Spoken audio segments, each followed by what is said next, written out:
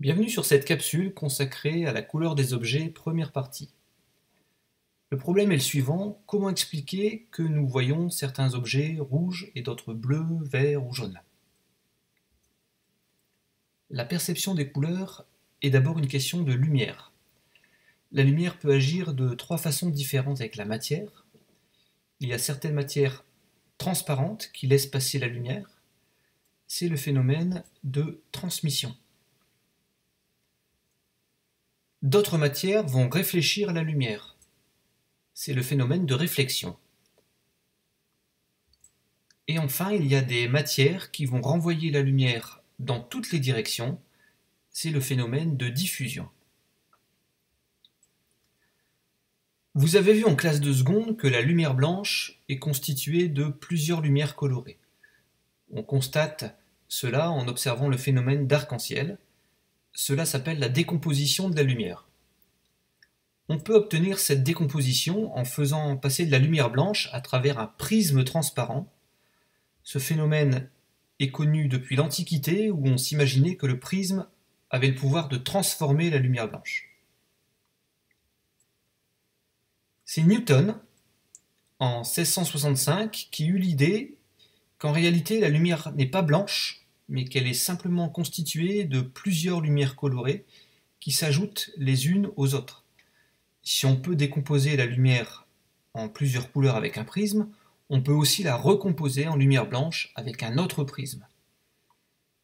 Newton suggère alors de représenter les couleurs par un cercle et non plus de façon linéaire. Le spectre lumineux est présenté en cercle chromatique, ce qui permet de placer le magenta entre le violet et le rouge. En effet, le magenta n'existe pas dans le spectre de la lumière blanche. L'œil va capter la lumière et puis le cerveau va interpréter les signaux reçus. Alors c'est la rétine qui est chargée de réceptionner la lumière. La rétine comporte des millions de cellules photosensibles, c'est-à-dire sensibles à la lumière, et on trouve deux types de cellules photosensibles. Il y a les bâtonnets, qui sont des cellules très sensibles à la lumière, mais qui ne distinguent pas les couleurs. Les bâtonnets nous permettent de voir lorsqu'il y a très peu de luminosité. Et puis il y a les cônes, qui sont des cellules sensibles à certaines couleurs. Il y a des cônes sensibles au rouge, d'autres qui sont sensibles au vert, et encore d'autres qui sont sensibles au bleu. En fait, notre œil ne peut véritablement détecter que trois lumières colorées, rouge, verte et bleue. Alors comment fait-on pour voir les autres couleurs? Regardons le spectre. Si notre œil détecte du rouge et du vert, notre cerveau va interpréter le signal reçu en disant que si le vert et le rouge sont captés, c'est qu'il doit certainement se trouver aussi le jaune qui est entre les deux.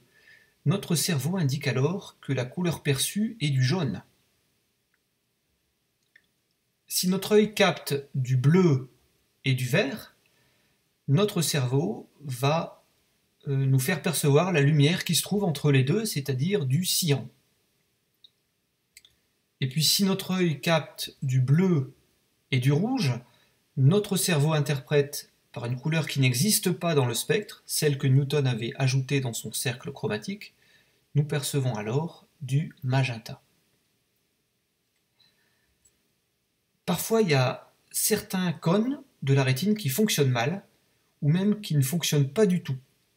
Cela altère la vision des couleurs. C'est le physicien anglais John Dalton qui a découvert un jour qu'il n'avait pas la même vision des couleurs que la plupart des gens. Cette pathologie où la vision des couleurs est altérée a été nommée par la suite le daltonisme. Par exemple, si ce sont les cônes verts qui ne fonctionnent pas, un daltonien ne percevra les couleurs qu'avec les cônes rouges et les cônes bleus. Et donc, il verra du bleu, il verra du rouge, et il verra le mélange rouge-bleu, le magenta.